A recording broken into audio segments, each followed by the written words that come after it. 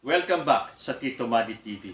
Hindi na po mapipigilan ang marami sa ating mga kababayan na humihiling na papasukin na ang ICC sa Pilipinas at nananawagan kay President Bongbong Marcos na payagan na ang ICC na mag-imbestiga sa Pilipinas. Actually, ang pagkakaalam ko, tapos na daw yung investigasyon at ang hinihintay na lang ay yung warrant of arrest. So ang hinihiling po ng maraming Pilipino ay payagan ng hulihin si Duterte kung sakali mang ilabas na yung warrant of arrest. Meron pong magaganap na rally bukas, May 6. Ayon po sa kanilang post, Loyalist Shoutout. Papasukin na ang ICC. Bukas po yan, May 6, 2024 at ang venue ay sa harap ng Senate of the Philippines. Ang assembly time is 7 a.m. Yung programa po will start at 8 a.m. hanggang 11 a.m. Please wear red shirts and please bring extra clothes. Kita-kits tayong muli mga kaloyalista. Ito po ay organized by Zen Dana.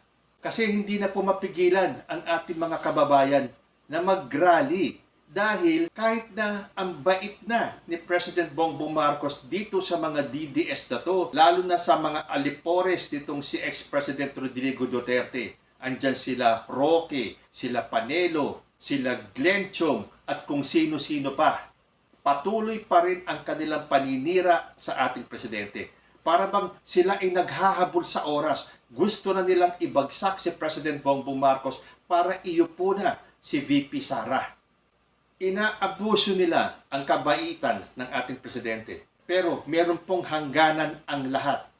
Kung sakali man magbago ng isip si President Bongbong Marcos na pakinggan ang hiling ng maraming Pilipino na pabayaan ng makapasok ang ICC sa atin, hindi po siya pwedeng sisihin. Dahil kahit na yung Supreme Court ay nagbaba ng desisyon na may obligasyon pa rin ang Pilipinas na makipag-cooperate sa ICC. Dahil ang sabi po ng Supreme Court, Philippines obliged to cooperate with ICC despite withdrawal. So kahit na inunahan na ni Duterte na mag-withdraw ang Pilipinas sa ICC, obligado pa rin po ang Pilipinas na makipag-cooperate. So ibig sabihin, kailangang harapin ni ex-President Duterte ang mga kaso niya dyan.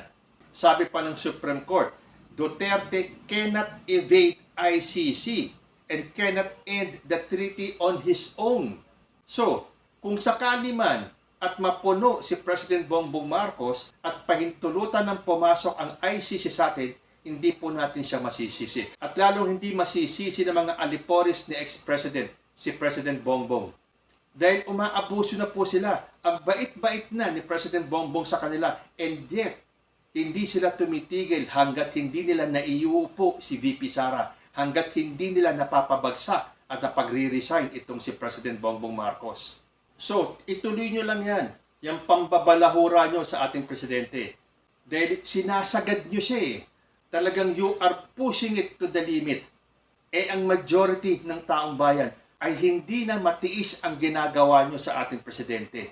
So kung kayo may karapatan mag-rally-rally, na yung inyong mga prayer rally, ang inyong mga peace rally ay hindi naman totoong prayer rally or peace rally kung hindi paninira rally, pagmumura rally at destabilization rally. Aba, may karapatan din ang mga loyalista ni President Bongbong Marcos na ipakita ang kanilang puwersa. So, suportahan po natin itong mga dadalo bukas. At sana ang aking panalangin, yung sanang programa ninyo ay huwag matulad sa mga rally na ginawa ng kampo ni ex-President Rodrigo Duterte. Huwag po tayong bumaba sa kanilang level. Ipakita po natin sa kanila kung gaano katitino ang mga supporters ng ating Presidenteng Bongbong Marcos. So dito rin po natin makikita kung gaano talaga kasidhi ang hangarin ng nakararaming Pilipino na papasukin na ang ICC. At para maipakita rito kay Harry Roque na hindi niya pwedeng ibuli-buli si President Bongbong Marcos. Kasi kung papansinin ninyo, bawat buka ng bibig ni Harry Roque ay binubuli niya ang ating presidente. Pasalamat ka, mabait si President Bongbong Marcos. Pasalamat ka at mabait ang ating presidente. Pero may hangganan ang lahat. At huwag mong isisi kay President Bongbong Marcos kung bakit nawatak ang UNITEAM. Dahil ang sabi ni Harry Roque, yun daw pagbalentong ni President Bongbong Marcos sa ICC ang naging responsable kaya daw nawatak ang UNITEAM. Kung hindi daw nagbago ng isip si President Bongbong Marcos, buo pa sana ang UNITEAM. Hindi ba hanggang ngayon naninindigan ang ating presidente na hindi siya papayag na manghimasok ang ICC sa atin? Pero sa ginagawa ninyong yan, masyado niyong dinidir at china-challenge ang ating presidente. Hindi po kasalanan ni President Bongbong Marcos kung bakit nawatak ang UNITEAM. Nasira po ang UNITEAM nang dahil sa inyong nakapaligid sa UNITEAM dati. Kayong nagpapanggap na taga-UNITEAM. Yung pala, iba yung agenda ninyo. Ang patalsikin si President Bongbong Marcos sa pwesto at iyo po si VP Sara. Pero sinasabi po namin sa inyo, lahat po ng mga pro-government, pro-Philippines, pro-BBM, hindi po kayo magtatagumpay. So, mali po itong sinasabi ni Harry Roque na kasalanan ni President Bongbong Marcos dahil siya ay bumalentong sa ICC dahil para kay Harry Roque ay pinapasok na daw ni President Bongbong Marcos ang ICC para mag-imbestiga sa Pilipinas. Kahit na ilang beses nang sinasabi ni President Bongbong na hindi siya pumapayag na pumasok ang ICC sa ating bansa. But again, lahat po may hangganan. So tingnan na lang po natin ang mga susunod na kaganapan. Pero kung sakali man po, kung sakaling pumayag na si President Bongbong Marcos na pumasok ang ICC, hindi po natin siya pwedeng sisihin. Dahil Supreme Court na mismo natin ang nagsabi na may obligasyon pa rin ang Pilipinas sa ICC. At hindi dapat takasan ni former President Duterte ang mga kasong kinahaharap niya sa ICC. Kayo po, ano ang masasabi ninyo?